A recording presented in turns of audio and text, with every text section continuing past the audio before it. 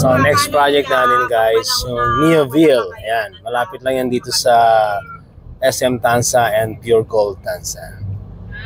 So ito lang yung kanyang site. Isa nito sa mga magagandang project dito. Mostly marami na silang model unit dito.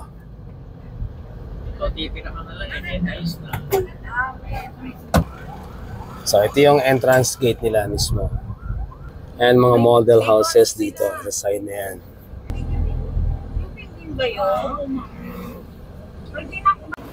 Ito guys yung Neoville project.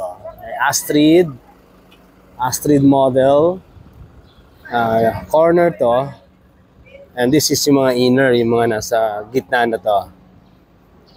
So dito, show lamang naman na rito yung mga dress up, saka yung regular na pag binili nyo, yun yung mapupunta sa inyo, yung regular unit. So, ganyan ang forma niya pa nakita nyo sa development. Ayan. So, Neoville Town Homes. So, advantage sa mga corner lot, ganyan ito, corner unit. May space ka pa dun sa side. Ayan, as you can see here. Ayan, gano'n silang space dito. So, may additional space ka para dun sa mga plants, or kung ano man ang gusto mong ilagay dun sa gilid ng corner unit mo. Yan. Sa setback mo, siyempre, mas malaki. Kasi, yun yung sa inner, nakikita nyo na yun. Ayan. Ang laki siya.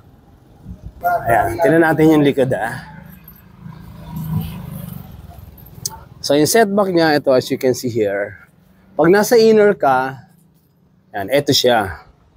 Yan yung sa'yo lang. Kung ano yung nasasakupan na yan.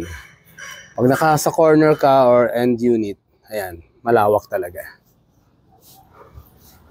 So this is a 2 meter setback. Kaya malaki yung iyong magiging service area.